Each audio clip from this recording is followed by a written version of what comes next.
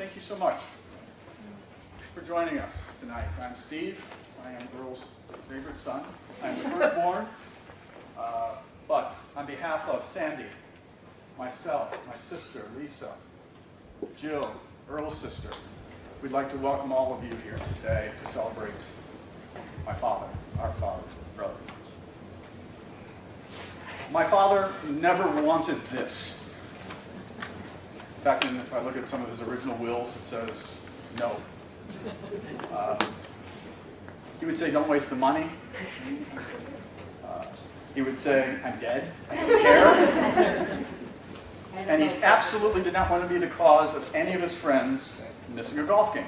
And so one of the last wishes he had was if he did live long enough that it was summer and he happened to pass away, he said, please wait till Monday to have the service because the club is closed.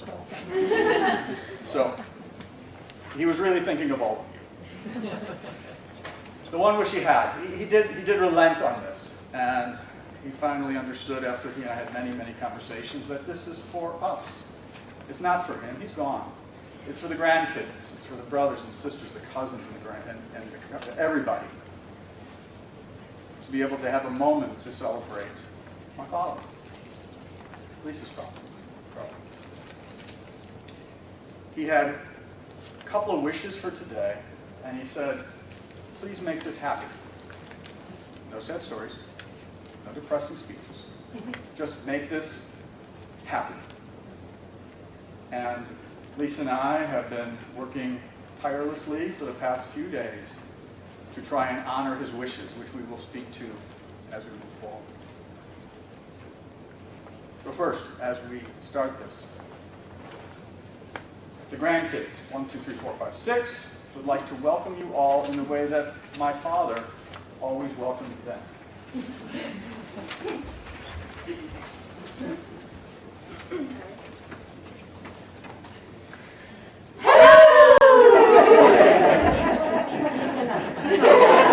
No, wait a minute. Could I make a correction? Absolutely. It wasn't that. It wasn't that. Unless I didn't hear you right. It was always, hello. Can you please do it again? Okay. Oh, yes. Okay. Okay. Hello. Thank you, Sammy. Are you going to edit everything we do?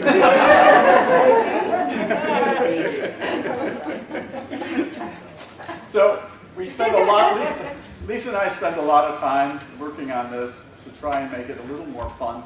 And every time we did this and we edited it, we had something more. And when Lisa and Mark were over last night with the 6 kids and we were just laughing and joking, more stories came up. And we started editing again the 7th time at about 2 a.m. this morning. And somewhere around 10 a.m., we had the final.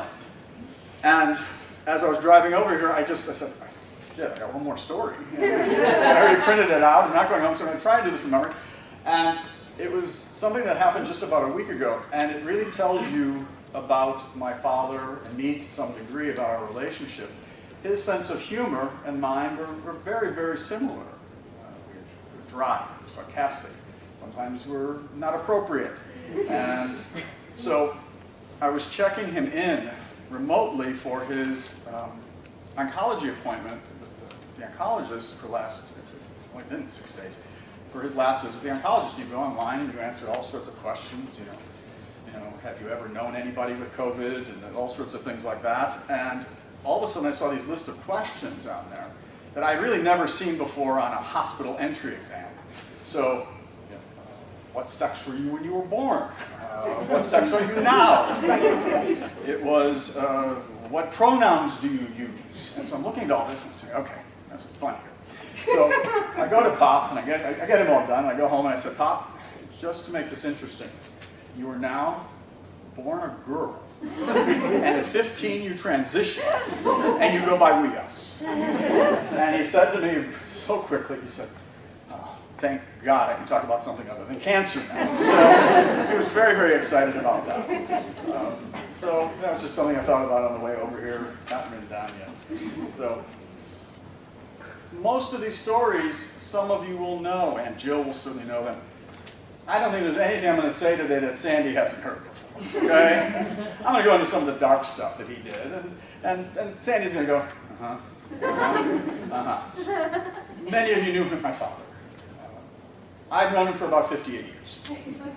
That's just a little less than Aunt Jill and my mother, and probably about 4 years more than my sister. But as far as actual time spent with my father, Sandy has the record. She has been with him almost 35 years with my father. And she also has an unbelievable ability that she's tolerant and patient with my father. And I, to this day, don't fully understand how, but I have some ideas. And as I sat with my father, for those of you who don't know, he was diagnosed just 5 weeks ago. And he went in for some back pain and came out with cancer throughout his entire body. And during this time, these last 5 weeks, he never once lost his long-term memory. He was as sharp as he's ever been. There's no issues there. He was on some medications, some heavy narcotics that affected his short-term memory, so sometimes he'd forget what happened yesterday. But we had together more time together, he and I, one-on-one, than we easily had in the last 30 years. And it was amazing times. And I can't remember which relative said to me when I said this to them, they said, well, aren't you sad about that? That you had to wait or something like this? And I said, absolutely not. This was my father. He lived his life the way he lived his life. I lived mine. We always talked. We'd communicate every once in a while. We'd email back and forth every week, and we'd see him on occasion. He was always there for me if I needed it, but I was not sad about that. But as I think about now that he's gone, I'm sad and I'm not. I will miss him. And I'm sad, but I'm not. So let me get into that. So let me tell you about my father, for those who don't know him. I believe since the time he learned to crawl, he was smoking 2 packs of Camels a day, unfiltered. The only food he ate had the highest amount of fat possible. He never exercised except walking from the cart to the golf ball. There's an exercise bike in his office that I found. It's still wrapped up. He would order corned beef from Max and Benny's, not lean. And when he came to my house for Thanksgiving, and that became a regular event for us, I would always cook for him and try and make foods he liked. So we always had hot dogs with pastry around it. We always had corned beef. And then his absolute request is for me to take the skin off the turkey and deep fry it. Fact on fact. Which I always did for him. It was not a big deal. And tonight at the Shiva, for those of you who are joining us, 2 of those 3 elements will be on the table. They said no to the turkey. And here's why I'm not sad. Through all of this, through all the crap he put in his body, through the non-exercise, through smoking 2 packs a day, he lived 1 month shy of his 86th birthday. I don't know what more to ask. He lived his life. He enjoyed everything. From his diagnosis to the last day, he got up every single day in excruciating pain. We thought it was a 9.5 because that's what he told us. But Lisa got into some of his emails at the end after he was gone and found a couple of friends that he talked to who said, you've got to tell your children exactly how much pain you're in because it's more than you're telling them. And every day he would get up, it would take him about 2 hours to get from the bed to the bathroom to get clothes on. But he would always go downstairs, be fully dressed, jeans, flannel shirts. He would make himself a bowl of cereal, and he would sit down, and he would sit in his chair in front of his big TV set that Sandy bought for him. And then he was ready for his day, for us to visit, for the people he led in his house to visit. He never wanted to be back in the hospital. In fact, when he went for his last biopsy, which was just a week ago, so we were so fearful of what, and he was in such pain, Sandy needed, Lisa, doctor, begged him to stay. And he said no. He figured that if he stayed there then, he wasn't coming out. And so he went back home. We got him home, and we took care of him, Lisa and I, and Sandy and Lee. We took care of him as best as he could. He died peacefully in his sleep. He's not in any more pain. And he lived a wonderful life. And that is why I'm not sad. I'll share more about my father later. I want to bring up my sister Lisa now, who has something very emotional to talk about, a statement to my father. And so if you have Kleenex, please bring it out for Lisa's emotional statement.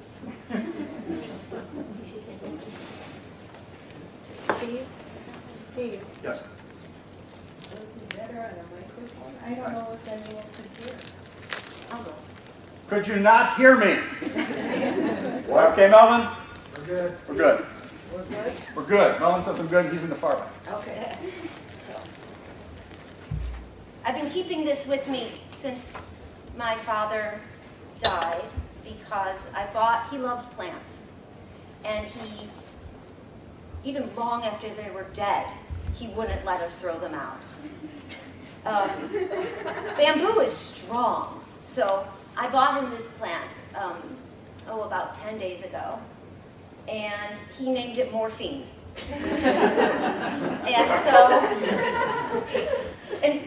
And my niece Sydney thought this was a morphine plant. That's a dead. She's a freshman in college. No, that's So, it's not. So, I took it home, and I've been just for a little while. I'm just going to I don't bring it in the car with me, but I wanted to bring it here today.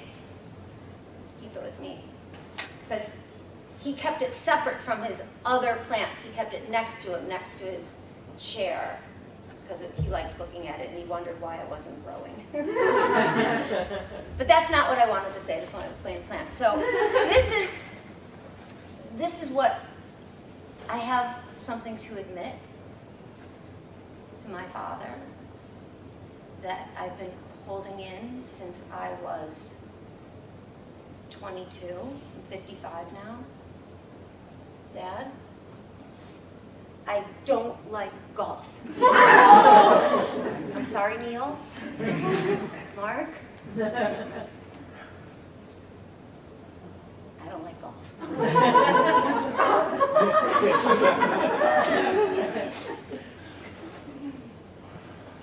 Madison's going to say something. Madison's going to talk about one of my dad and Madison's favorite restaurant spots. And a place where they had a lot of lunches. Oh, is that my Okay. Madison. What? Your cue. Oh, good. I got it. Yeah. Okay. So, oh, right. There's my face. So, for the longest time, whenever I go out to lunch with my papa, his restaurant of choice was Portillo's, obviously. And additionally, we'd go there, and he'd ask me what I wanted, and I would go order, and he would get the same thing every single time: Italian beef sandwich, bowl of gravy, side of fries, and sometimes a milkshake. And we'd go, and I'd place my order, and he'd place his order, and I wanted to specify bowl of gravy, not like a bowl. He'd ask for a bowl of gravy so that he could take the sandwich and dip it in the gravy and then eat it. So one day, and this is years, we'd order the same thing and he'd get the bowl of gravy. So one time we went a few years ago, I placed my order, he goes to place his order. He says, "I'd like an Italian beef sandwich, please, and a bowl of gravy." And the woman said, "Okay," repeats back the order, "Italian beef sandwich, side of gravy." He goes, no, bowl of gravy. And she's like, "What?" He said, "I want a bowl of gravy. I like to dip the sandwich in the bowl." And she was like, "Okay, sorry, 1 second." And she walked away and then brought back the manager. And she's like, "Can you tell him what you want?" And he's like, "Yeah, can I have an Italian beef sandwich, and I'd like it with a bowl of gravy on the side." And he said, "Oh, I'm sorry, we don't do that anymore. We stopped doing that. I can get you 4 little cups of gravy." And he goes, "That's not gonna work. I like to dip it in the bowl. I need a bowl of gravy." And he said, "I don't know what to tell you. We don't do that here anymore. You know what? Since you did that for years and you didn't know, I'll do it for you one last time. And he goes, great, thank you very much. Goes back, bowl of gravy, we sit down, everything's great. We come back the next time. He places his order, Italian beef sandwich, a bowl of gravy. The woman goes, I'm sorry, we don't do that anymore. We don't do that anymore. And he said, what? Well, I've done this for years. I've gotten a bowl, every single time I come here, I get a bowl of gravy. She said, stop doing that. I can get you 4 little cups of gravy. He goes, no, I need a bowl. I need a bowl. And she goes, okay, but listen, I can do it for you one last time. And that's it. So the next time, now that you know, I can't do a bowl of gravy anymore. And he's like, oh, okay, I understand. He looked at me. She brings back a bowl of gravy. When I tell you we did that maybe like 5, 6 more times, we go up to the register and he played dumb that they don't do the bowl of gravy. I got it every single time. Convinced the people to bring out the bowl so that he could have the sandwich the way that he wanted. So that was every single time. Additionally, I have some like other food memories with Papa. The reason I don't eat seafood is actually Papa's fault. And for those who know him, know that he was kind of a prankster and didn't really do a lot of serious stuff, hence the way that we're running this right now. And I was a pretty anxious kid. Really? Shocking. Great. And one of our other spots that we'd go to was Max and Benny's. And we'd eat, and then he'd go to the deli afterward to get his bagels to bring home. So I went over, and I'm like looking at the thing with all the pretty cookies and like going back and forth and seeing which ones. And while he's waiting for the bagels, and he goes, Madison, come here, turn around. Now I want to tell you something. And we start having a conversation. Little did I know that he had schemed with the man behind the counter who was in charge of like the fish, so that like he was like working with them. So that when I turned around, the man was like shaking a dead fish like in my face, to which I let out like the largest scream in the middle of this restaurant. He's pissing himself laughing. I'm about to cry. The man behind the counter is also laughing. Haven't touched fish since.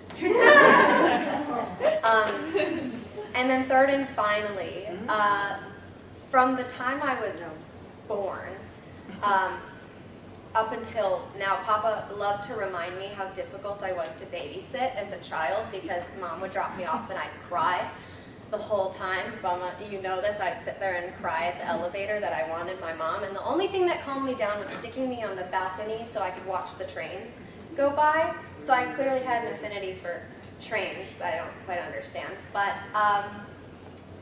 since then, he would drive me home and we'd go over the railroad tracks and we'd play this game where he'd say, okay, we're gonna go, and he always had like really fancy smooth cars that were really, like that would rev up and make a noise, and he'd like speed up to go over the railroad tracks. Highly illegal, but we did it anyway. And he'd say, okay, I'm gonna go over the railroad tracks, you gotta hold on. And so I'd be like, okay. So I'd hold on, he's going up, and at the last second I'd go, ah! I let go! And he's, you know, and it was like a whole little game. We did that. The last time he drove me home from the deli, I'm pretty sure it was like a month and a half ago. 21 years old, we went over the railroad tracks, and we still played. Oops.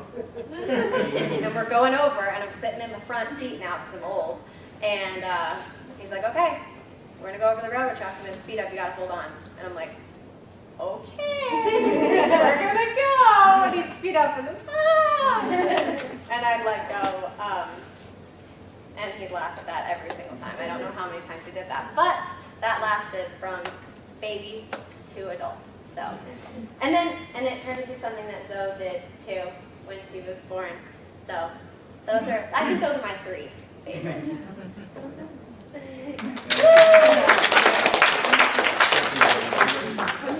No.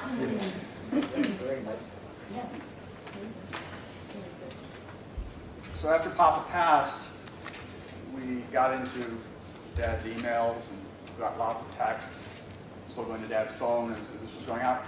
And he had talked to me during these 5 weeks about many of his friends, and one in particular, and I felt I needed to call him. And it's a gentleman named Alan, and he's in Florida. And I introduced myself. I actually had no idea who he was. And we had a lovely 2, 3, 4, 5 minutes just talking back and forth about Papa. And the last thing he said, which is really all I want to say here, is that he was driving. He said, after Dad had passed, the day after Dad passed, and he was driving where he lived, and he passed by a flagpole that was at half-mast. And he thought about it and thought about it really. He says, I don't remember any major person dying or anything. And so in his heart, in his mind, that was for Papa. And that is the story he told me before we said our goodbyes. I would now like to ask my Aunt Jill, my father's sister, to come up and tell one of several stories she will tell today, some of which we knew, some of which we have been involved with at some point in time, and a couple that I never even heard of that Lisa and I were just laughing and laughing about. So Aunt Jill's going to talk about her brother.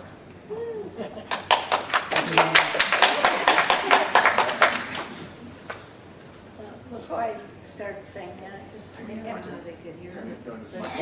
Can you hear me? Yes? Yes. Oh. Melvin's in the far back. Okay. Melvin? Okay.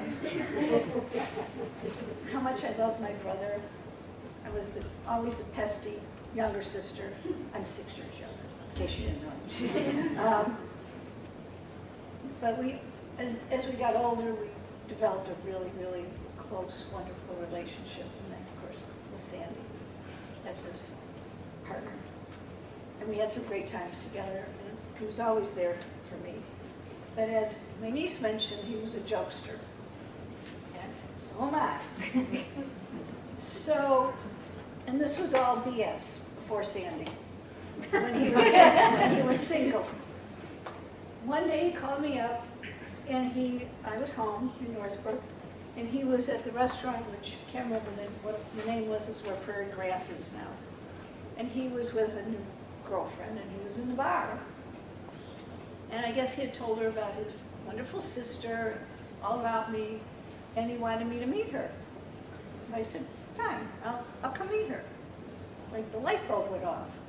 And I went, okay, I'm going to meet her. So I put on a black wig. I got dressed up like a hooker.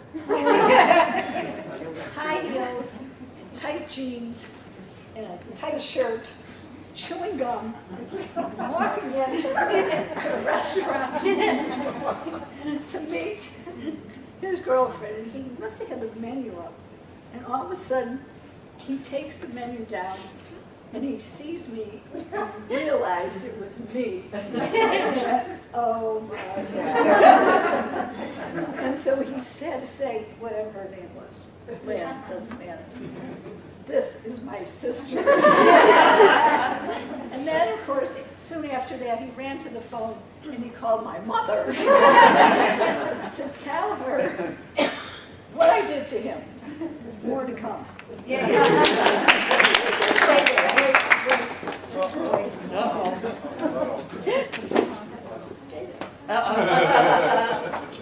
It wasn't you. It was not me. But 3 times we went to this fancy restaurant downtown, and this little dark-haired waiter. No, don't tell that. No. That's the next story. Oh, that's in the next story? Yeah. Okay. Somebody take her upstairs. Wait a minute.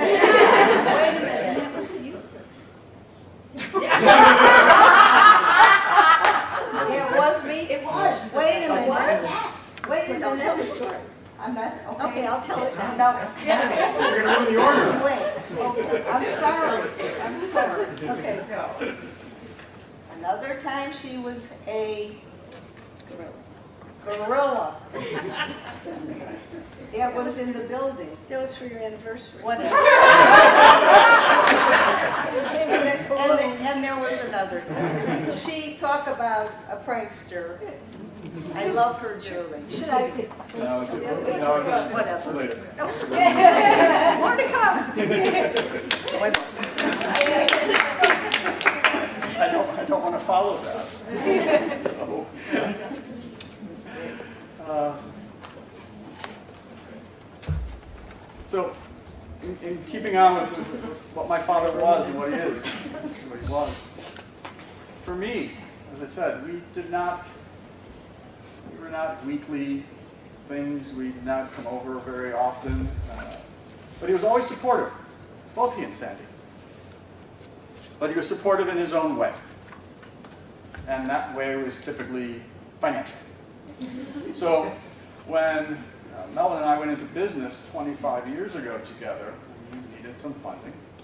And Dad and Sandy were actually the very first people that wrote us our first checks to put into the business.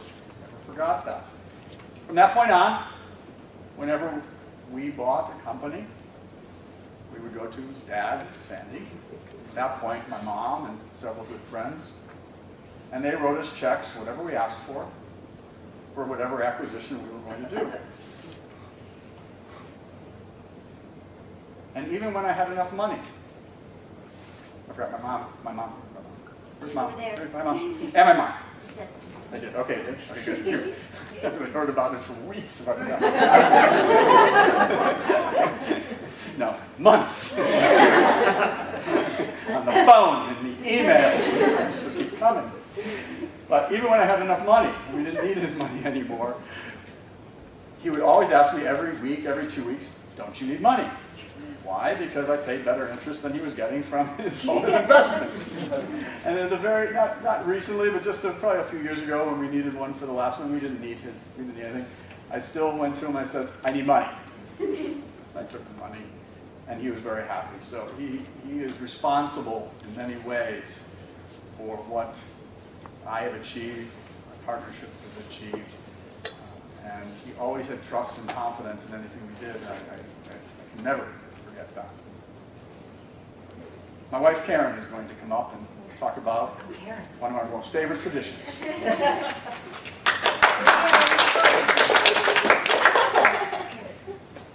oh, yes. You want to see it? Okay, sorry. When our children were young, they had weekend responsibilities, chores. Not at all a surprise. Our children did not take kindly to the idea of chores. Least of all Sydney, whose job it was to wipe down the baseboards. No big thing, but it was a good thing that Hanukkah was near because Papa had heard all the complaints about the chores and pulled me aside and asked me to purchase a special gift for Sydney to help ease that pain of those weekend chores.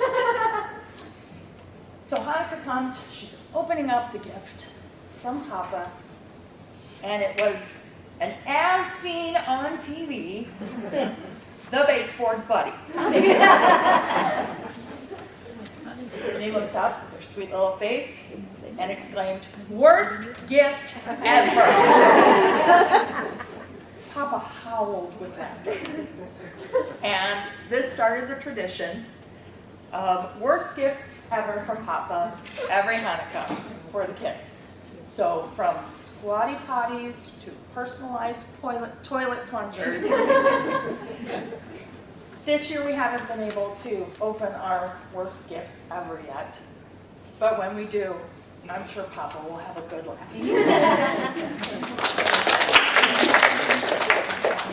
Great. Next we're going to bring up Stephen, our youngest, Seth.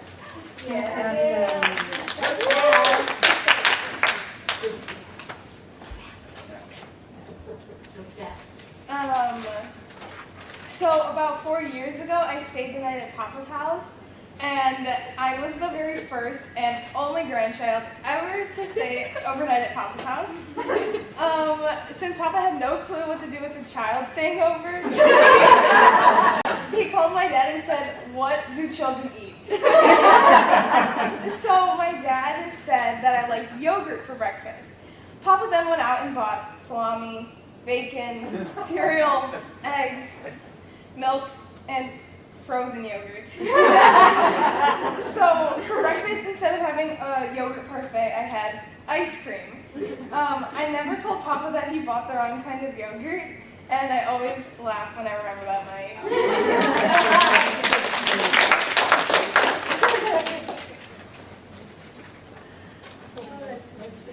So I talked a little bit about earlier, I've always thought about, it has nothing to do with the last 5 weeks, but what traits did I receive from my father?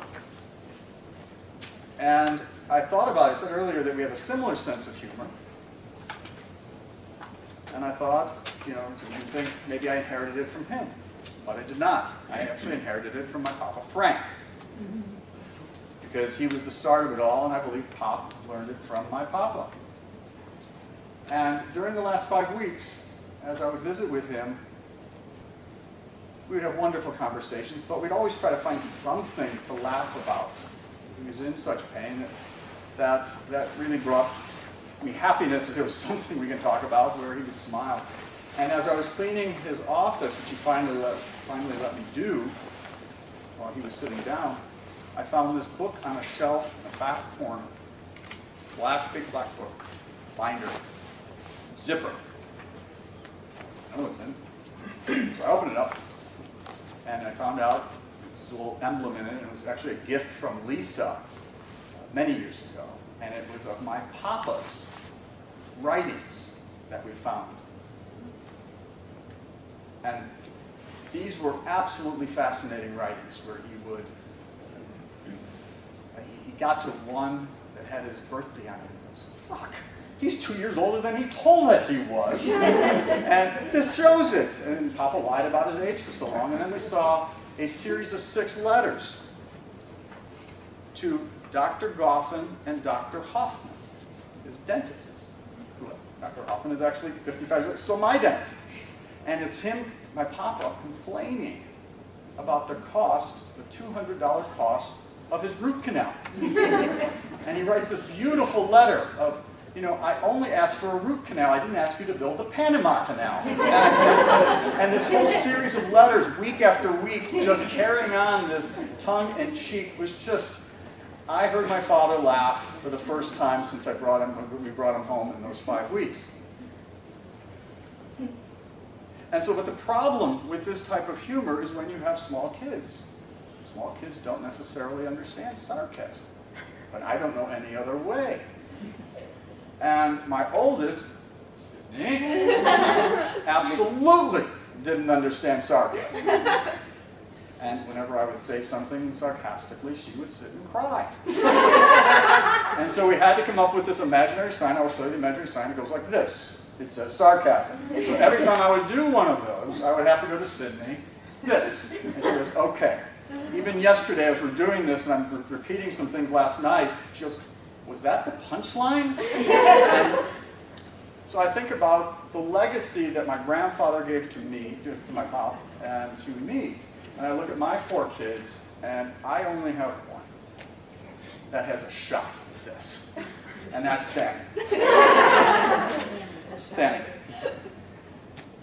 So, backstory. Now comes the story. Having the preamble first to have this all make sense. So, Karen and I have 4 kids.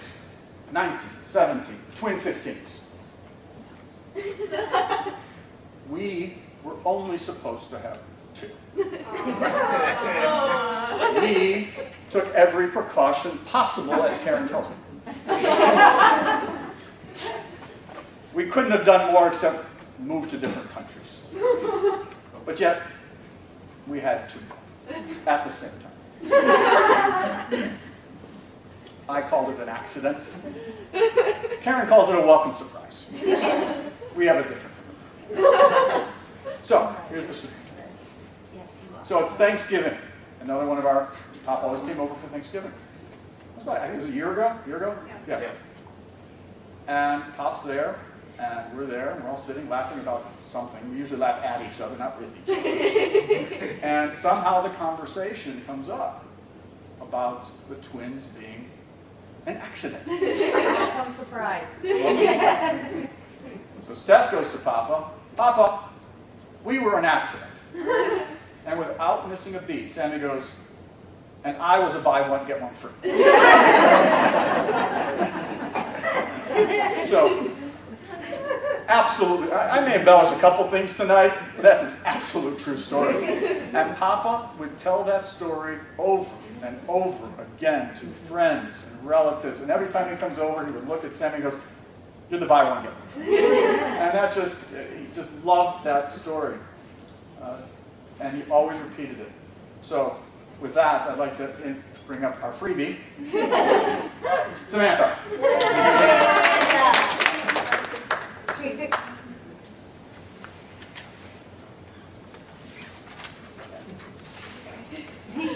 So I wanted to talk about a tradition that we had with our papa. So every Father's Day, my siblings and I, we would all get special shirts and we would line up in order. And it was every year since we were like 2 years old. And it would spell out, I heart my papa. And we did that every year, and every year my papa would look forward to it, but he would always act surprised when he opened it. He would never, like he never knew what was inside. And then he would place it on his fireplace.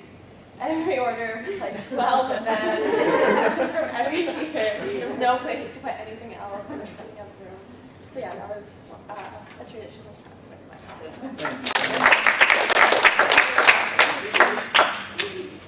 Short story, Sandy, I'm embellishing a little bit. Okay? A little bit? A little bit. And Well, when I get to the thing, let's just say it's a lot of it, but it'll make sense in a second. So, this just happened. I found it funny. Lisa found it a little funny. Sandy calls me after talking to Pop, and after Pop had a bad night, and she tells me this story of what happened that night. And I said, okay. And then I called Lisa. I said, Pop, Sandy told me this. Pop. And she goes, well, maybe Sandy's not hearing it perfectly correct. Okay, fine. Maybe it's a little different. So as I get to Pop, we have to wrap our candies, you know? No, it's a protein. Oh, good. So he's telling this, he told the story of how he went to bed, and he was going to take his pill, and he dropped it. He was all ready for bed in his shorts. Is this okay? All right, it's your history.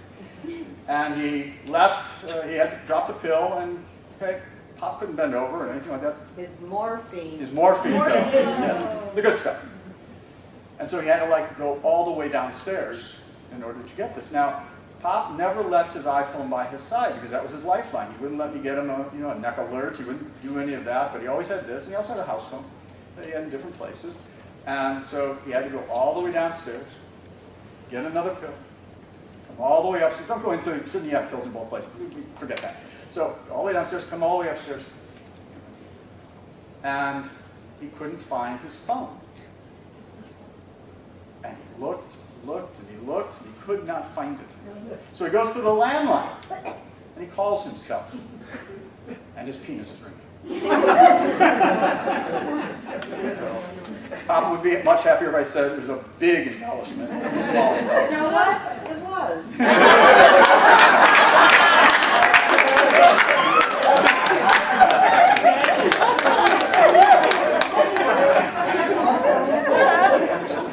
That's why it was right.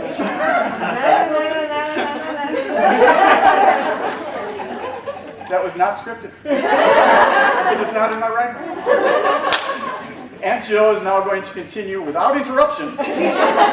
Story number 2.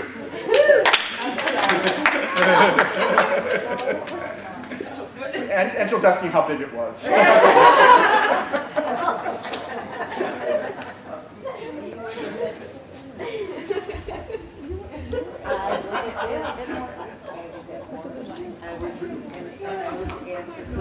No, I know it.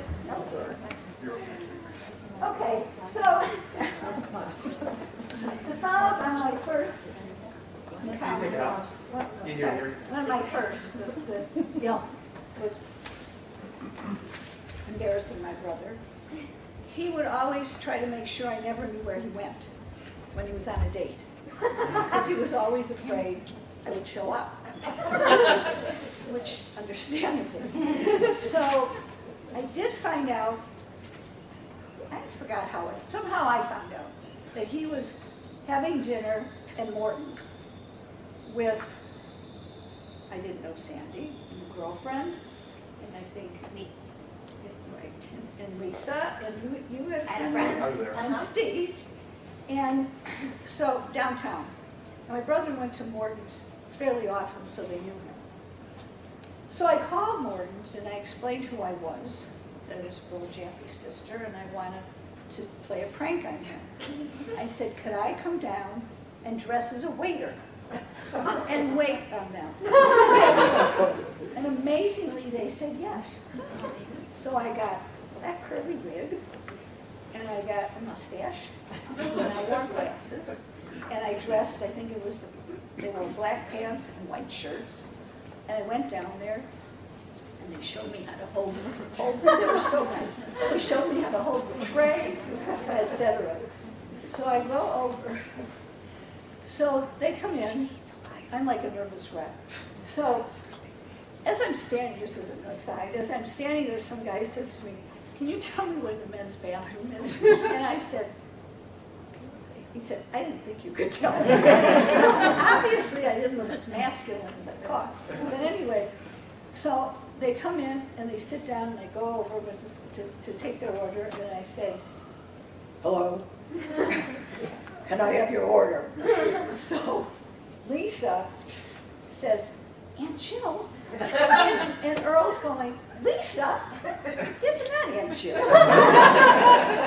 And Lisa keeps going, Aunt Jill. And Earl said, you're embarrassing me. It's not Aunt Jill. So I take their order, and I go get their drinks, and I bring them back, and I serve them their drinks. And then I couldn't stand it anymore. I went, how come you didn't invite your sister to this dinner? And then I took off. And I had dinner with them.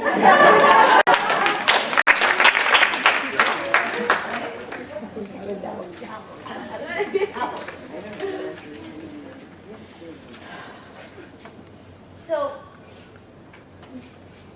my nieces and my nephew and my girls are, you already can tell that we're dressed kind of casually for a gathering like this, but, and most of you I think already know, these are our father's clothes.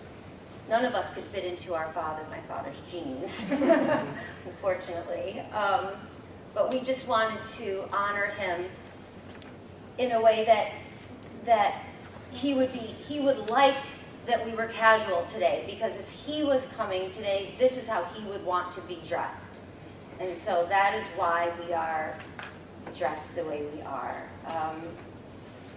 And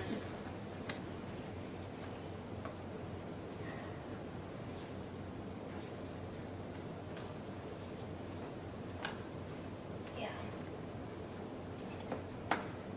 I miss my dad. And Mark's going to talk next. Hi everyone, I'm Mark, Lisa's husband, Earl's son-in-law. Earl first came into my life when I started dating Lisa, his wonderful daughter. And I recall when I got to know him for the first time, among my early impressions of him was, he seemed like a warm enough kind of man, but there was also a kind of a part of him that was a little reserved, a little cool, maybe a little standoffish even, I thought, okay, well, of course he's going to be that way. I'm this, boyfriend, and he's going to sort of measure me and kind of size me up. So I was really, really relieved to discover over the years that I got to know him that sort of like standoffishness, that sort of, kind of cool, reserved. Well, he was kind of that way with everybody, and it wasn't just me.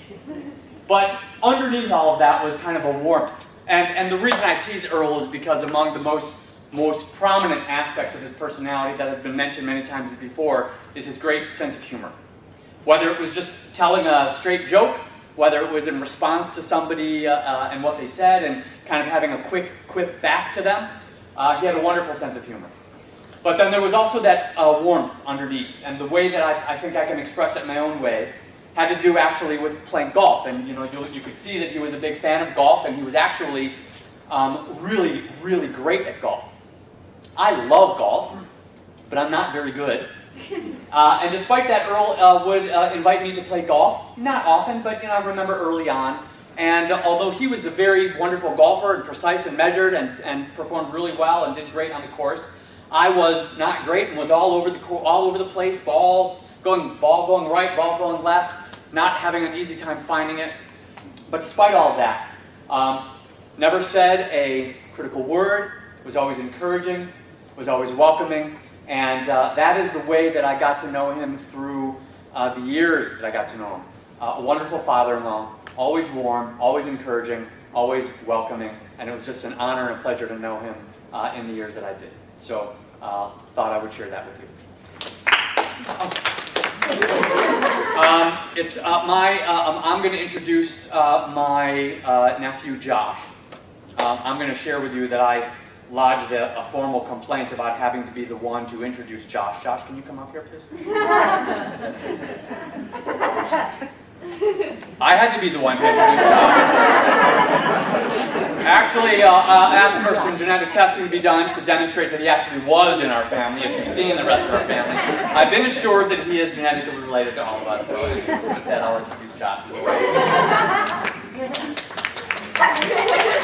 No, I was just asked to share a fun story, and the first one that came to my mind was a couple of years ago. Me and my sisters and my parents were all awaiting Papa's quarterly visit of his allotted 45 minutes, and he would always come over and bring, a magic trick or a riddle or, a math game that Sammy would get in 10 seconds, so we stopped bringing those.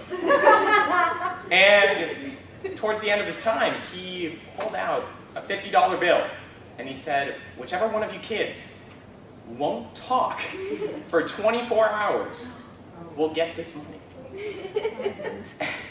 And we all look at each other and we're all ecstatic. I mean, we've never seen so much money in our lives.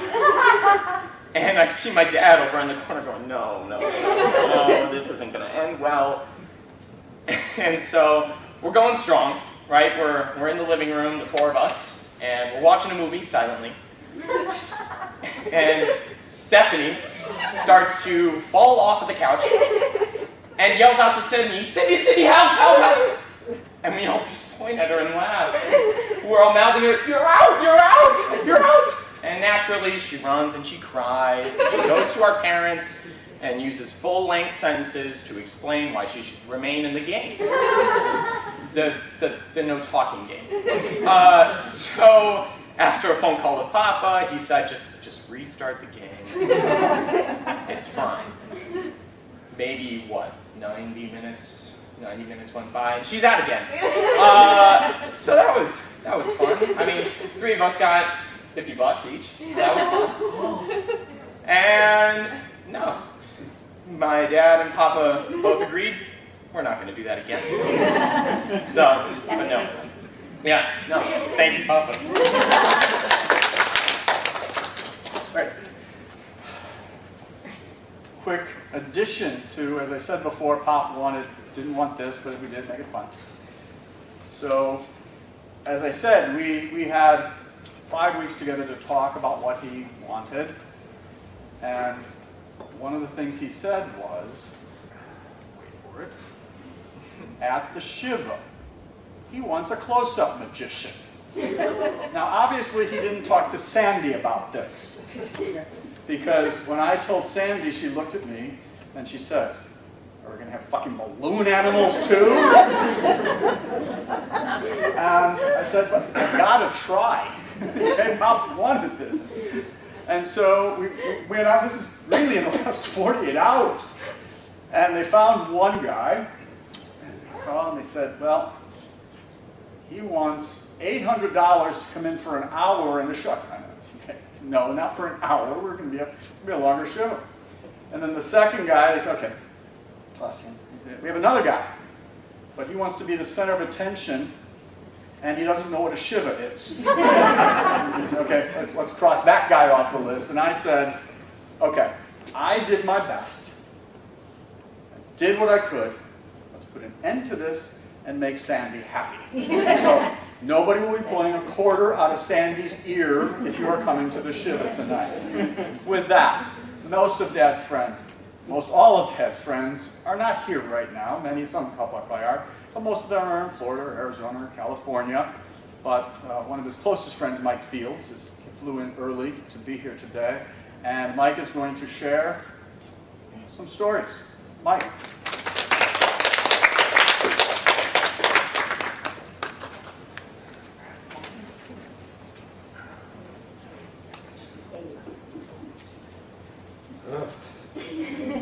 So sorry I got dressed up today.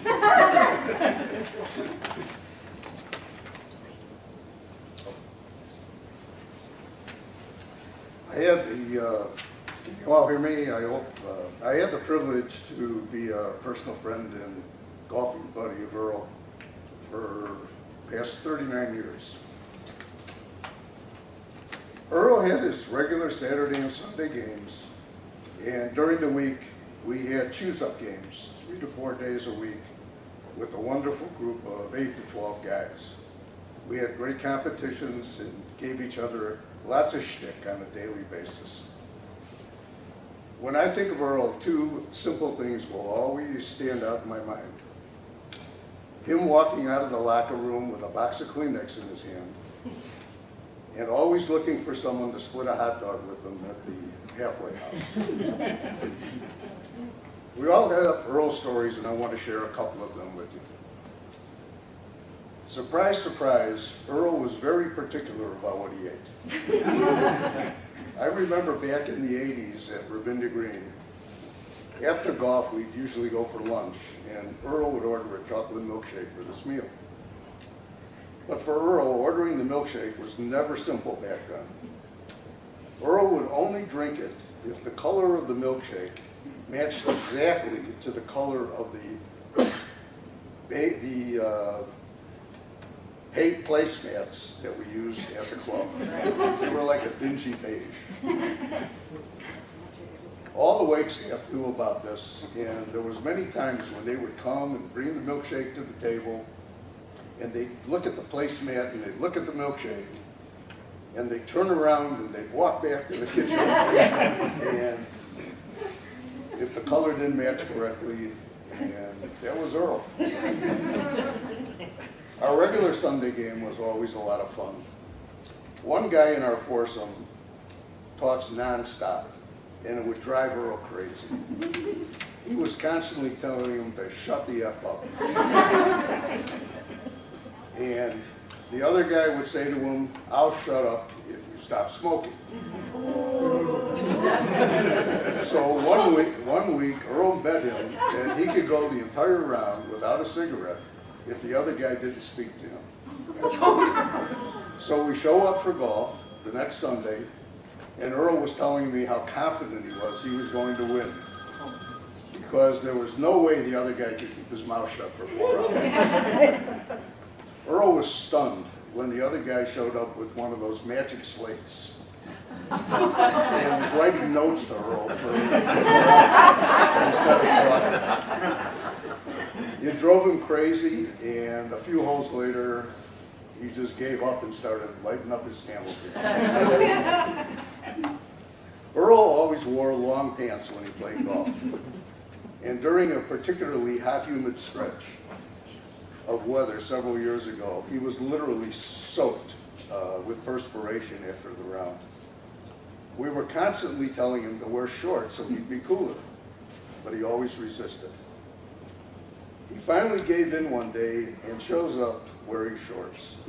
But Earl, being Earl, instead of going to Nordstrom's to buy a pair of what you and I would call golf shorts, he showed up wearing a pair of puffy white boxer shorts, like underwear, that looked like 2 sizes too big on him, with his bony little white legs.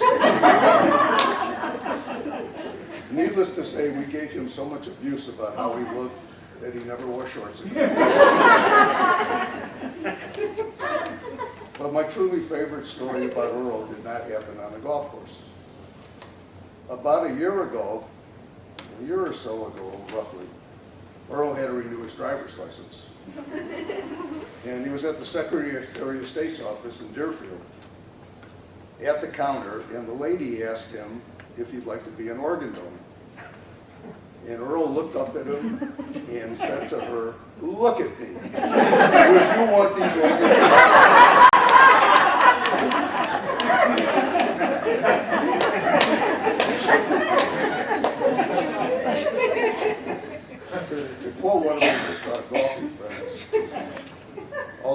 not a big man in size. His heart. So, his heart made him one of the biggest men in the room. As a member of our golf group, I had the honor and privilege of playing golf with him all these years. And I know that I speak for all of us, that our games will never be the same without him. And he'll be in our hearts.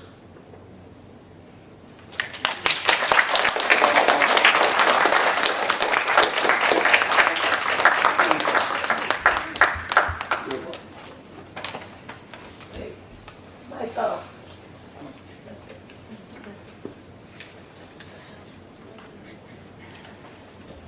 You guys were his life. Love you.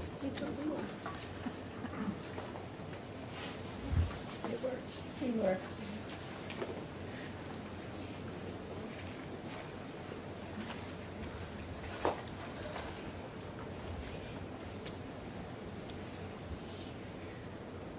So when Pop went into the hospital 5 weeks ago, we brought him in, Sandy and I, and we had to wait for the tests to come back, so I went back to Sandy's house. And probably the first time since I've known Sandy, we got to spend one-on-one for a few hours together. And Sandy started to tell me stories about my father, some of which I knew, and some of which I did not know. And she told me the wonderful story, I thought it was wonderful, of how they went on their first date. But I have to go back. My mom and dad, Mom, got divorced when I was 13 years old. So Dad was around 40. And then Dad started dating. He went to, I can't remember which place, it was at Lake Point Towers at that time. He moved downtown and he was going to enter the dating scene. Pop only liked younger women. He's 40, but he didn't like people who were 40. He wanted to date people who were, I don't know, Sammy, do the math, 0.5 times 40? Correct. So, Pop would, when I would go downtown or he'd invite me to stay over at his place, sometimes I would go on a date with him at the restaurant. And so I'd be sitting there, and I'd be 14 or 15 or 16, and Dad was there, and here is this, I don't want to say lady, but Mom would always ask me when I got home, did she bring her school books with her? And very serious here, and I actually, at one time I said yes, I did. Thankfully, they were college books, so we were good there. And that went on for a period of time. And I thought I was done with that part of the story until I talked to Lee yesterday, and she told me one that I didn't know. Sorry, Lee. It didn't come from Lee. Sorry. So Pop, this is secondhand. This is from Lee, who said, "Well, did you hear the story about Colorado?" I said, "No." I guess, and forgive me if I get it a little wrong, but I guess Pop was in Colorado at some type of resort. He was in a hot tub with his date, and he went back into the changing room or the locker room, and another man, less younger than him, came over to him and said, "Would you mind if I date your daughter?"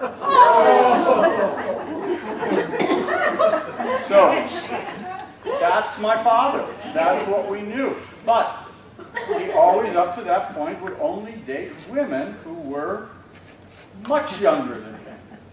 And so that's when Sandy started to tell the story of her date. And I'm going to get part of this correct, but Sandy, would you join me up here?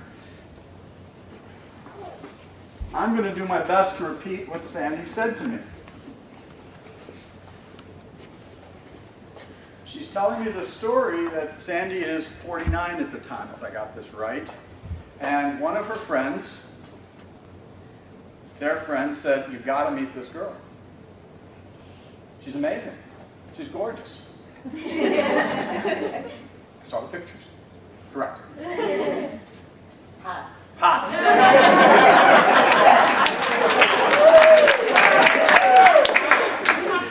And the friend said, "You got to meet." Dad was, what, 54 at the time? 55? 23, doesn't matter. And gotta meet this lady. She's amazing. Of course, Pop's first question is not, where'd she go to college, where she live? No, how old is she? And they said 49. Yeah, I'll call her. And of course, never did. No. Some time goes on. Sandy ages just a touch. And another friend, different friend, says, I know this lady. You've got to meet her. Who is it? Sandy. Oh. Huh. So finally, I believe he called you for the first time. And she says to him, No, he said to me. yeah, oh yeah. We had a nice little phone conversation, and he had the nerve to say, oh, so you're 49? I said, no, that was 3 weeks ago. I am now 50. And? A short silence. And we made a lunch date because he didn't want to take the chance of a dinner date. And you also told him, you're not only 50. Wait. Oh, sorry. I know, that was after. Got it? So he picked me up at Lake Point Towers. I slept at my girlfriend's house.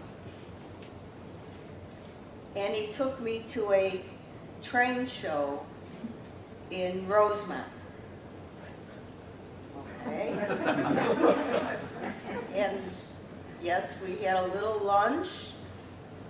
And then when we were leaving, we were in the parking lot walking to his car.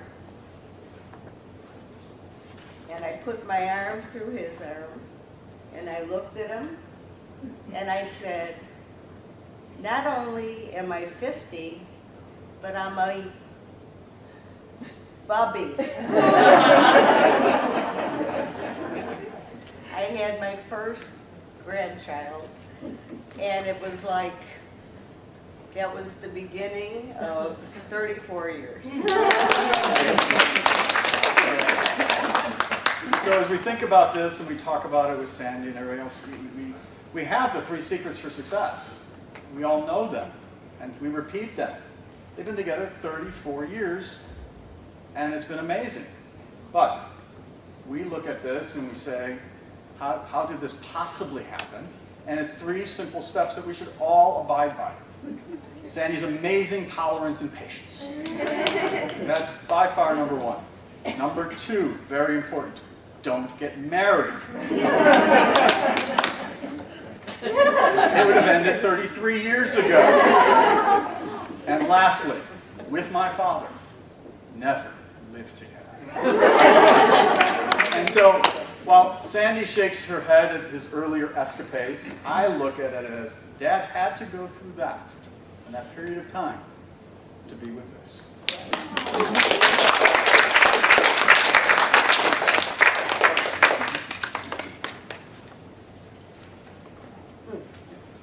Zoe, my niece. So, not working? I'm good. Hi. So I have a lot of fun memories with Papa, blowing straws at each other in restaurants. Seeing him when we were swimming at the club, we would come up while he was playing golf, like from behind the fence, and we would say hi. But one of my favorite things that we did together, me and all of the grandkids, we would play the money game. As you heard from Josh's story, he liked to give us money. I don't know why, but he did. It was this game. We would usually play it at the end of meals, like at restaurants. He would take out a $1 bill, and we would have to guess the last 2 numbers on the dollar to win it. And he would go, it's a number between 1 and 50, and then we'd get like 5 tries, and it would be higher or lower, and even if we lost, he'd usually give us the dollar anyways. And there was this one instance where it was a holiday, all of the grandkids were together, and we were playing for like big money. It was like big bucks. At the end of the night, all of us went home with like $40 or $60 each. It was crazy. And at the end of the night, I had my money, we all did, and he pulled out a $100 bill and said, if you can guess the last number on this dollar bill in 2 tries, you get it, but if you don't, you lose all the money you won. Very suspenseful. So me being me, I was like, heck yeah, I'm gonna go for it, because why not? So I go up to him, I'm like, okay, what number do I guess? Guess the first one, it was wrong. Guess the second one. He turns, this is number 7, he turns the bill around, points at the 7, and we all go bananas. It was like running around the room, screaming, hugging each other, even though I was the only one that got 100. It was amazing. It was really fun. It was really funny.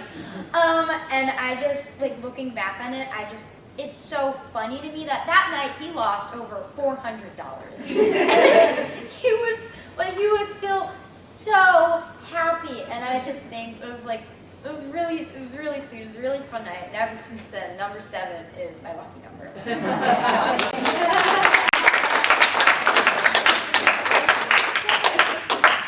Just a quick thing about Sandy's family. You know, I talked to Lee for a long time. And although most of the things you're hearing from are from Lisa's and mine, our side, my mom's side, this side, Dad was an extremely important part to Lee and to the 5 grandkids, the 2 kids of Sandy, Lee and David, and the 5 grandkids and their great-grandkids now. And the stories I heard from Lee yesterday about what Dad was to her and to her family at difficult times. Are you sure that's my father? And she said, yes, it was. And she just had, Lee told me some wonderful memories. David's told me some wonderful memories. And I don't want to go finish this wonderful ceremony up without mentioning how important he was to, as they call him, the faux family. And the faux pas, as they called him. So I would like my Aunt Jill to come up and tell her final stories. I should have saved it the other, but okay. Okay. And I think Uncle Sherwin's joining you from this one. You want to get up here?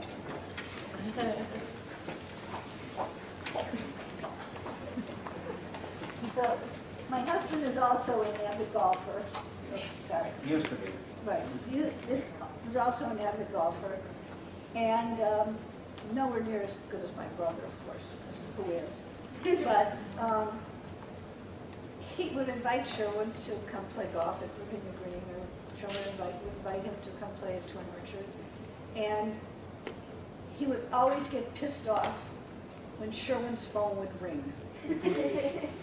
And it annoyed him to no end. So we set up a thing. Take your mask down. I just finished. This was the times when the phones were not like the phones today. They were huge. They were like walkie-talkies, if you remember that. So,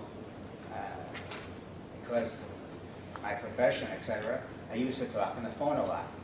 So it really used to piss them off a lot.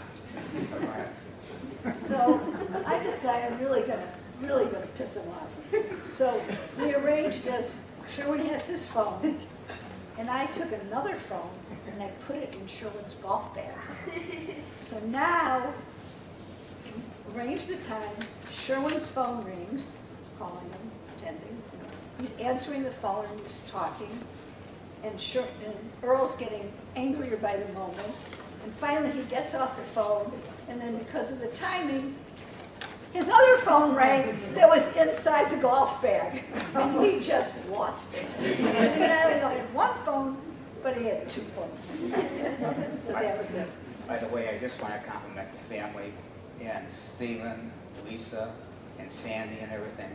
This service is a beautiful service, and it's very meaningful, and I think it's well done, and it's probably one of the finest services I've been ever at. He's a wonderful guy, and all I can tell about Earl is I think of the Frank Sinatra song, "He Did It My Way," and that was Earl. So Thank you.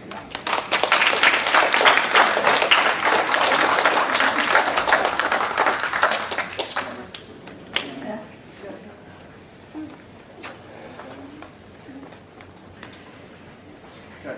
Brief story about my father. This most of you probably don't know. Now, first, Lisa and I have been getting along famously for the past few weeks. That's going to end right now. Because I'm going to tell a story that she does not want me to tell.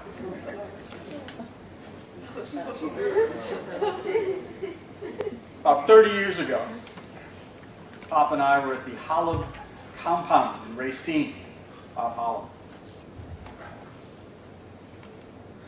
And I knew something happened that day, and I've always known about it. And I just never really said anything. And when we were cleaning out Pop's stuff, he says, "Oh, when you get to that side of the closet, you're going to see the pictures." Oh, Jesus. So, 30 years ago, Hollow compound, anybody's heard it? It's over big, top of the side, big, deep, down to the lake. And he hired a professional photographer to take nude photos of him so he could send them to Playgirl magazine. And I had actually 30 years ago had seen the proofs of this. Sandy was correct with it. So, Wait, can I say something? sure.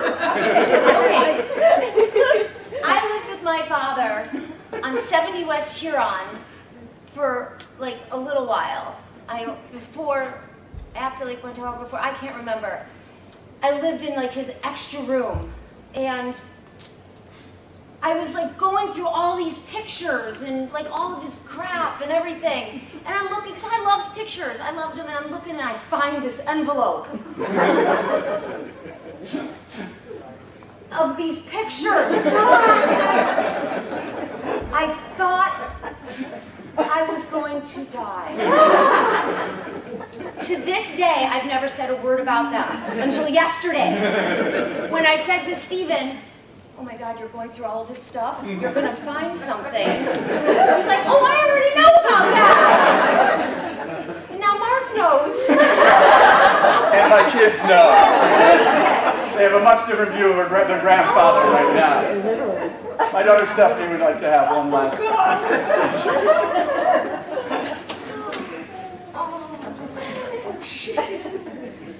Hold on, wait, hold on. Wait, hold on a second. Did you mess up? Did I miss it? No, it's yes. Did I miss it? I miss it. Sydney, you're up. Okay. No, wait, hold on, Sydney. I'm good. No, you're good. No, you're good. So I've always had a special relationship with my papa. We would text and talk to each other a lot. When he first got sick about 5 weeks ago, I offered to go live with him and take care of him every day. Oh. But he was so stubborn that he didn't want anyone in his house taking care of him. So I asked my dad and mom what I could do, and they said, just make Papa smile every day. So I started the daily tradition of texting him every day with a joke. They weren't always good jokes, some were riddles, and sometimes I would just tell him about my day. He always responded with, "I don't know the answer," or "I love getting your texts every day." One time, he did get the answer to one of my riddles, but my dad told me that Papa cheated and looked it up on Google. So he finally said that he was ready for me to come over for a visit. Aunt Lisa was picking me up from a friend's house to take me, but as I was about to be picked up, my mom picked me up instead, and that's when I found out that he just passed away a few hours ago. I choose to remember all the wonderful times I had with my papa, and instead of that saying.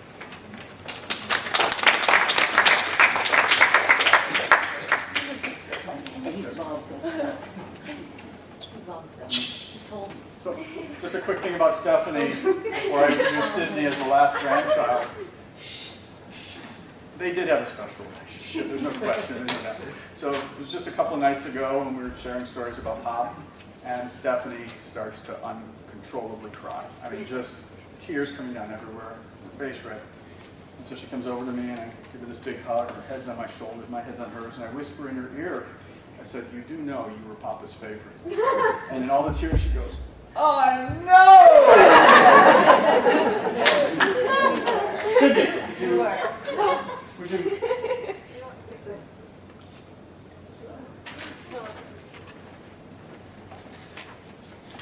A couple of weeks ago, Papa said I could come over for a visit, just he and I.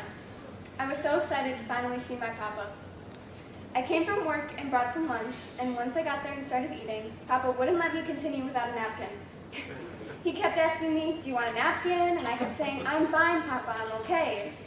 So he finally gets up and gets me a napkin, even though he was in a lot of pain, and sits back down. Moments later, Sydney, you need something to drink. What can I get for you to drink? And I said, I'm good, Papa, I'm okay. And in pain, he gets up and gets me water. After finally Papa let me eat, he shared some stories about how he grew up, his favorite memories, places he's traveled, stories about him and Bama, when he went to college, and much more. This was the very first time Papa and I got to spend an entire hour together, just the two of us. I'll remember that conversation forever, and that was my last memory of Papa.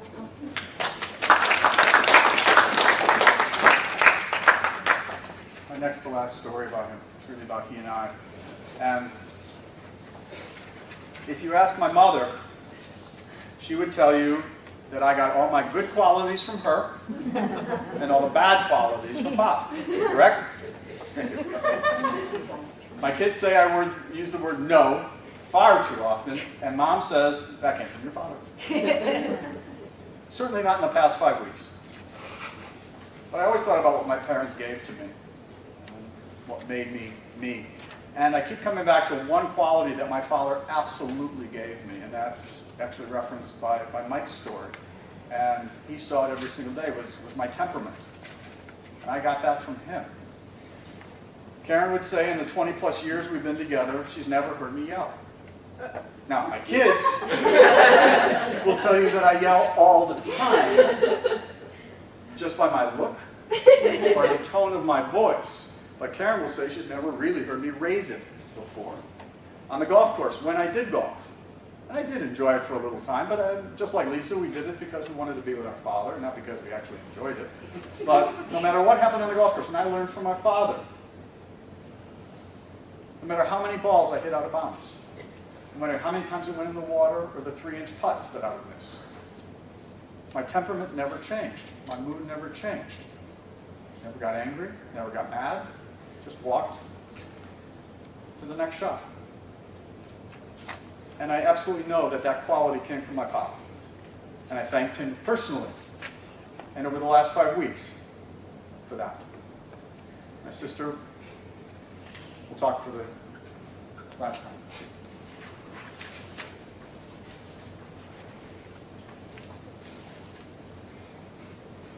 So, when Stephen and I decided how we wanted to handle today, we decided, like he said, that we wanted to talk about some of our memories.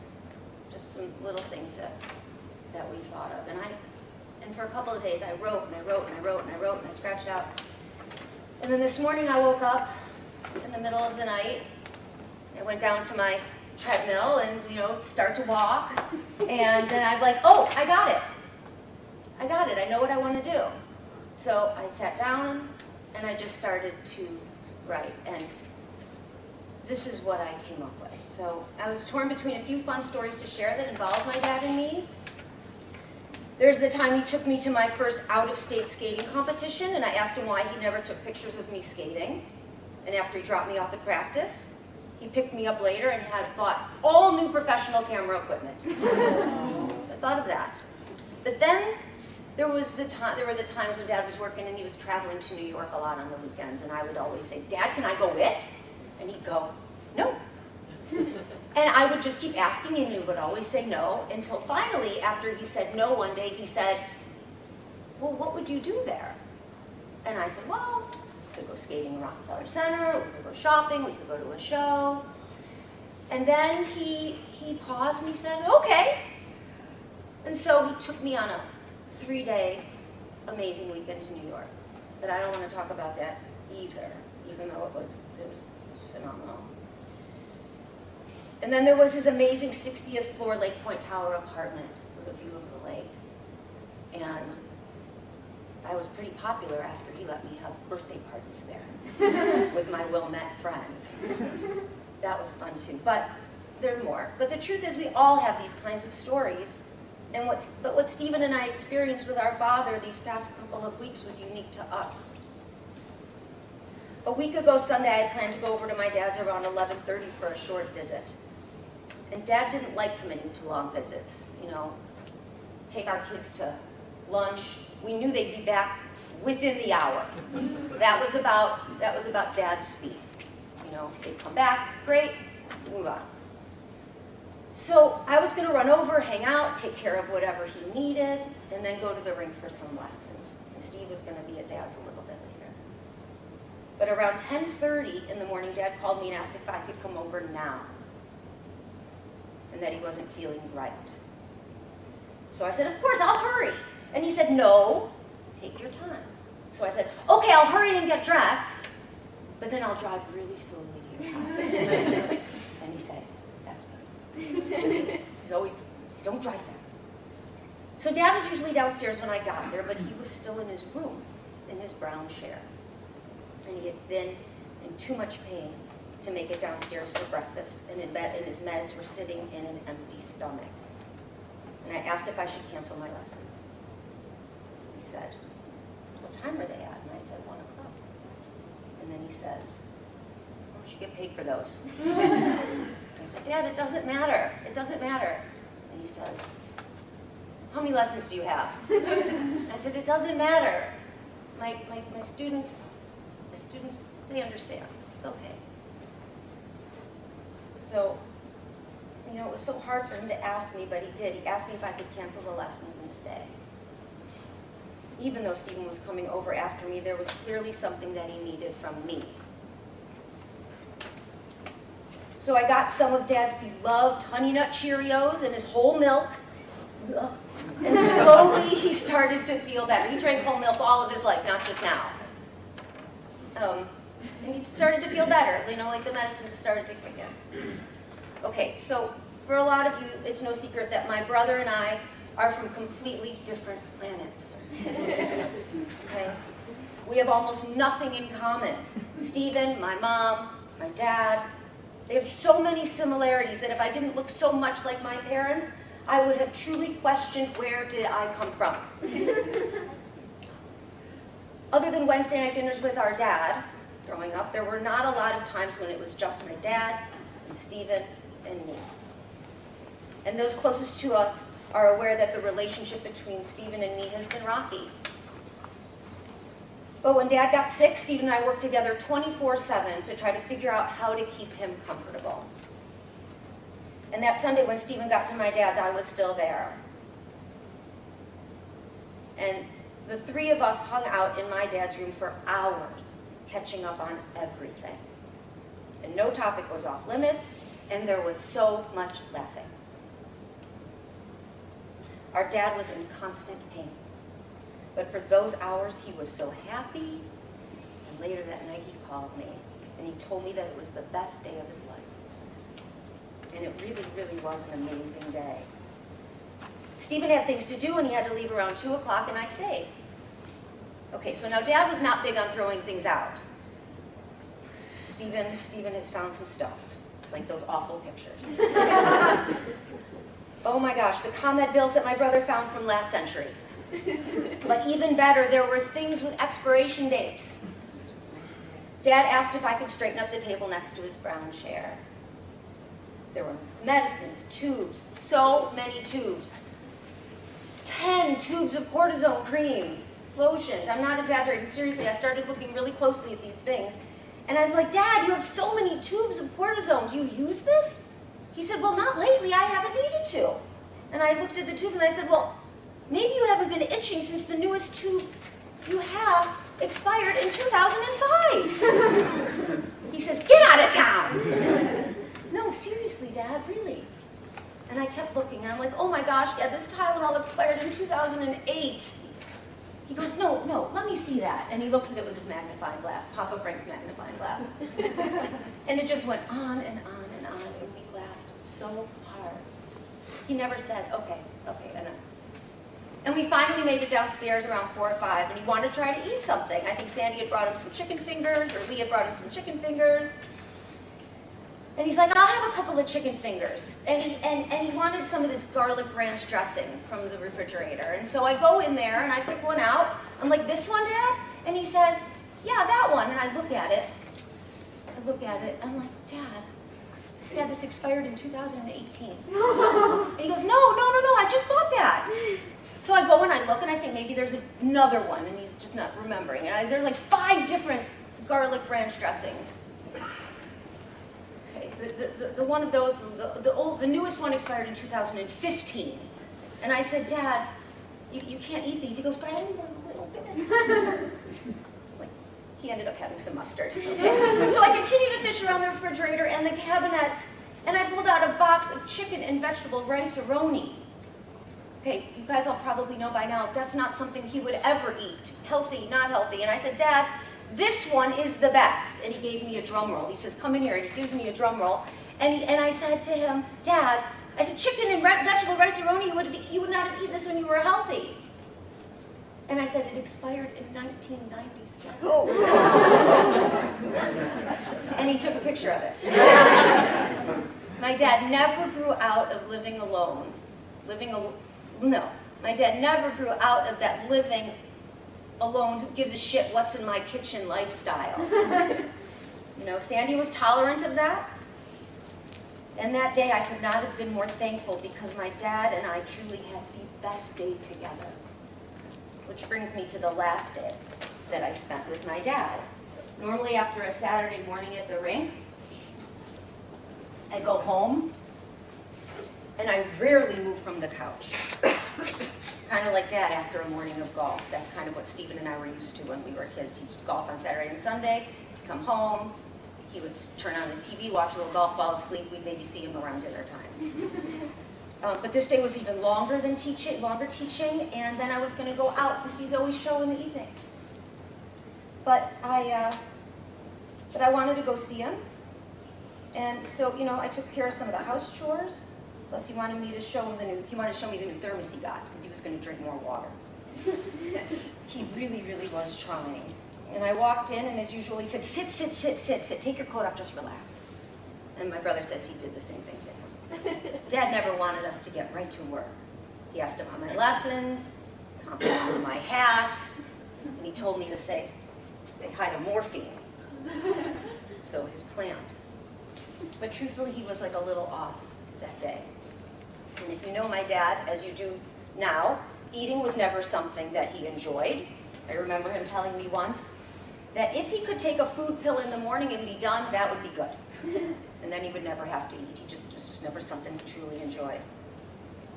But he was really trying. He was trying so hard to eat. He really was. And Stephen and I created a food plan for him, and he was on board 100%.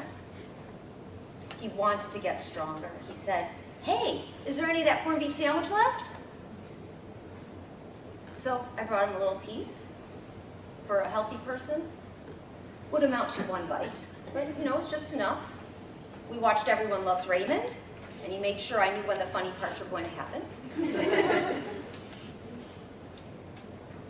And then he said, I'm going to call your mother.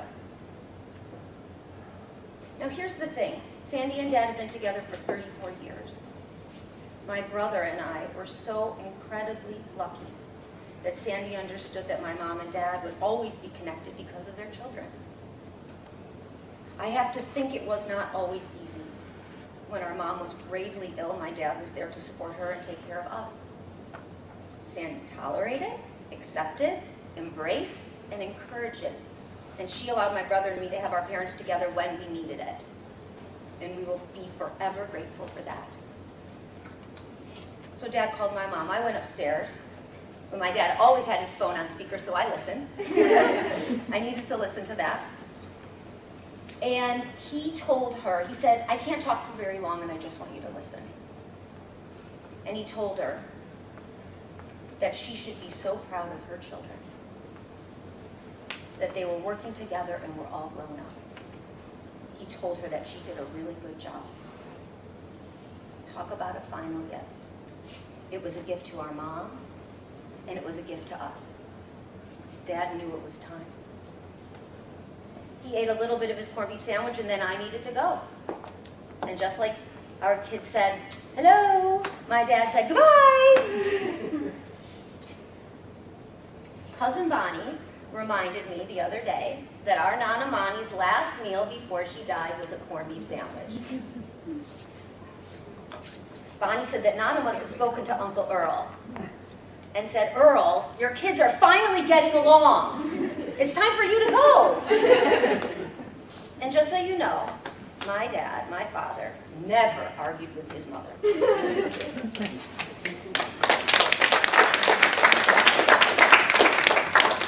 The last thing I'll share.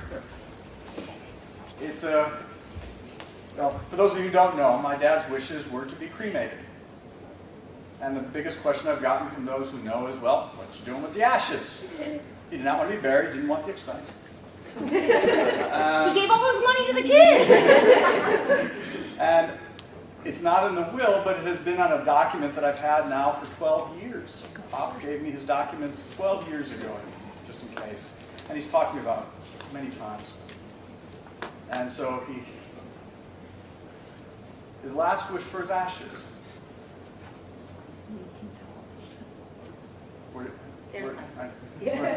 Last wish for ashes was that we take them or some of them and sprinkle them in the water right in front of the 17th green of Ravinia Green so he could be with his golf balls. And I am absolutely not joking. That is in writing. And so his best friend Mike is going to take some of them. Sportsman is going to go out when it is appropriate. And they're going to say a prayer. And they're going to say goodbye to my father.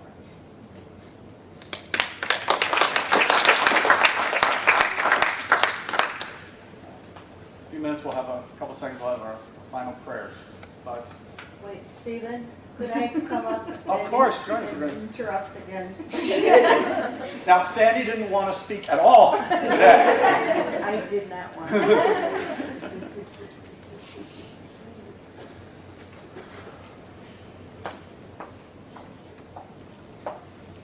All I could tell you is when he finally accepted that I was a bubby, and he did all those foolish things before, took one girl, what's the ballpark? What's the play? Took one of them to Great America and took another one to her parents' house, and he was older than her parents.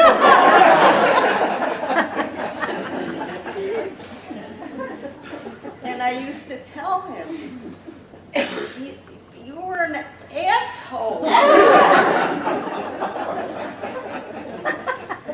But I have to tell you, we had differences. In 34 years, we never had an argument. I raised my hand. We never had an argument. We had words. And some of the words, and he would always say, what? I would repeat it. Excuse me? I would repeat it. What'd you say? I would repeat it. Till finally I said, Earl, please go to a doctor. Maybe it's just wax. And he turned to me and said, why can't you just repeat what you said? That would take care of his hearing problem. Anyway, the 34 years, we traveled, we went on a few cruises, went to Florida, California. My oldest grandson, Alex, when he was about 10 years old, Earl wasn't his grandpa, but loved him dearly, and Alex gave him the name Faux Pas. And it was so appropriate that it was always faux pas. And he was a wonderful, wonderful faux pas. He really was fantastic, and we had 34 wonderful years together. And one more thing, I hope, besides me, that he loved dearly, he loved Ravinia Green. He loved his golf buddies, who were much younger, and allowed him to play with them, even though he was a wonderful golfer. He loved his golf buddies. And how many people could say that they have such love in different spots? He loved his grandchildren, his children, my children, You. me, and we had wonderful 34 years.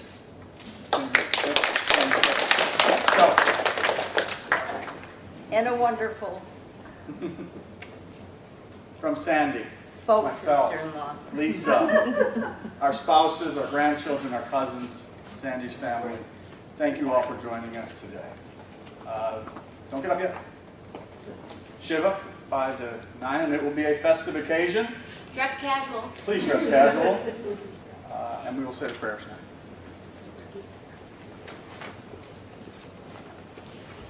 What, silly?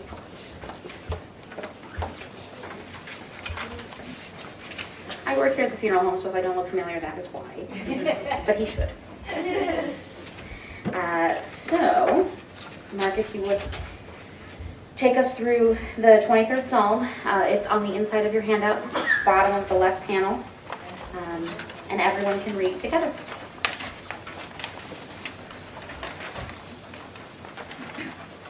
Join in if you want. The Lord is my shepherd, I shall not want. He maketh me to lie down in green pastures. He leadeth me beside the still waters. He restoreth my soul. He leadeth me in the paths of righteousness for his name's sake. Yea, though I walk through the valley of the shadow of death, I will fear no evil, for thou art with me. Thy rod and thy staff, they comfort me. Thou preparest a table before me in the presence of mine enemies. Thou anointest my head with oil, my cup runneth over. Surely goodness and mercy shall follow me all the days of my life, and I will dwell in the house of the Lord forever. The last two prayers are for Earl's soul.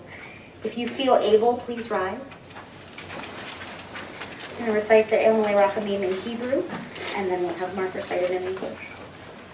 El Malay Rachamim, Shochem Bamromim, Hamsei Menucha Nechonach Al Kanfei HaShekhinah, B'malot Kedoshim Utehorim Kezohar Harakia Masirim, Et Nishmat Earl Jaffe, Shalach Leolamo, Bavor Shenod V'Tzedakah Bahad Karahazrat Nishmata, Begam Eden Tehei Menuchata, Al-Chem Baal Harachamim, Yastirehu Beseter Kenafav Leolamim, Vitzror Chaim Et Nishmata, Adonai Hu Nachalata, V'tanuach B'Shalom Al Mishkava V'Nomar, Amen.